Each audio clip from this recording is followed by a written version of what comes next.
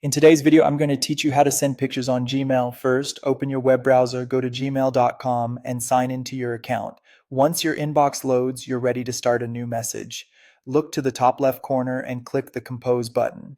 A new message window appears on the right. If you prefer more space, you can pop it out into a full window, but the small composer works just fine. In the To field, type the email address of the person you're sending the picture to. You can add more than one recipient if needed. Add a clear subject so the recipient knows what to expect, for example, trip photos or product images. Then click into the message body if you want to include a brief note. Now let's add your picture. The first option is the paperclip icon at the bottom of the Compose window labeled Attach Files.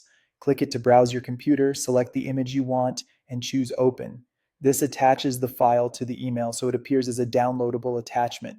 This is a good choice when you want the original file kept intact. If you prefer the image to appear inside the email body, click the Insert Photo icon instead. Pick your picture from your computer, Google Photos, or your recent uploads. Once inserted, you can click the image in the body to change its size or alignment so it looks just right. Another option is the Google Drive icon. This is especially helpful for large images or folders. Choose the file from your drive, then insert it. If the file is larger than Gmail's 25 megabyte attachment limit, Gmail will automatically send it as a drive link. Make sure the sharing settings allow the recipient to view the file. Gmail will prompt you if an adjustment is needed.